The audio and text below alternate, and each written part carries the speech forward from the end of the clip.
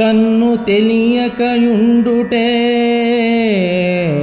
దనరు మాయ మాయయన వేరే వెతకగా మహిని లేదు. ఇట్టి మాయయు బలమైన నెట్లు తెలియు కల్పనాతీత యోగాత్మ కేవలాత్మా.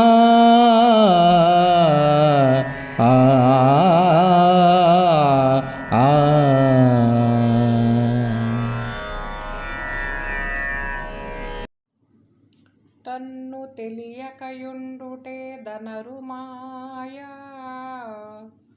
మాయయన వేరే వెతకగా మహిని లేదు.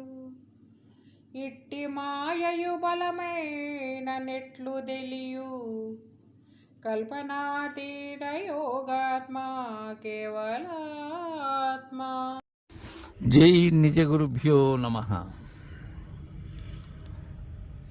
శ్రీ బాలరామ పండితుల వారి కేవలాత్మ శతకం 33వ పద్యం. ఇక్కడ ఒక విషయాన్ని చెప్తున్నారు. అసలు మాయ అంటే ఏంటో చెప్తున్నారు. మాయ అంటే ఏంటి? లేనిది మాయ. లేని దానిని ఉన్నట్లుగా భ్రమ చెందటమే మాయ. ఉన్నదానిని ఎరుగకపోవటమే మాయ. శాశ్వతము కాని దానిని శాశ్వతమని తలబోయటమే మాయ. అశాశ్వతమైన దానిని స్థిరీకరించుకుని ఉండటమే మాయ.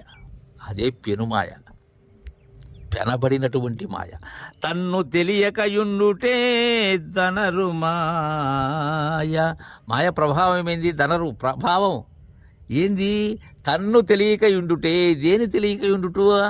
మాయ. మాయను తెలియకపోవటమే మాయ. తానే మాయ.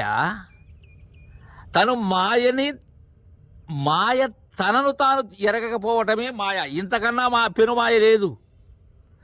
మాయయన వేరే వెతకగా మహిని లేదు. మాయా మాయా మాయ అంటారు కదా. ఈ మాయ అంటే ఈ వెతికితే ఎక్కడుందో అసలు అది ఉందా? మాయ ఉంటే దాన్ని మాయని ఎందుకు అనాలి? నేనే మాయ. సమస్తము మాయే. నేను మాయ అయినప్పుడు నాతో కలిగినటువంటి జగము సత్యం ఎలా అవుతుంది? లేక నేను సత్యమైనప్పుడు జగము మాయ ఎలా అవుతుంది? కాదు. మాయయన వేరే వెతకగా మహిని లేదు. నీవెంత శోధించినా, అంత పరిశోధించినా, నీ దగ్గర అయితే తన్ను తెలియక ఉండటమే. తను తెలిస్తే మాయ చాలా విడిపోతుంది. అయితే తన్ను దేనిలో తెలియాలి? తాను లేని దానిలో తెలియాలి. ఇటి మాయయు బలమైన నెట్లు తెలియు. ఈ మాయ ఎంత దట్టంగా ఉన్నదంటే చెప్పలేనంత దట్టంగా ఉన్నది. దానిని ఛేదించటం, మాయ తెర తొలగించటం నిజ గురుదేవులకు తప్ప అన్యులకు సాధ్యం కాదు. దాన్ని తెగటార్చేటువంటి సాధనం,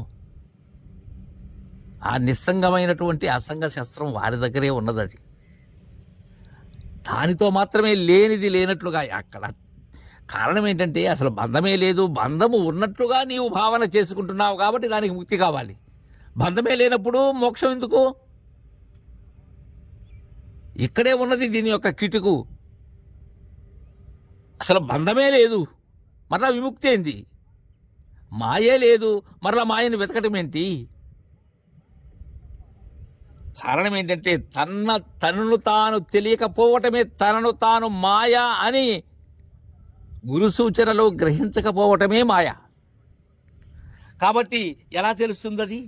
కల్పనాతీత యోగాత్మ కేవలాత్మ. జయ గురుదేవా.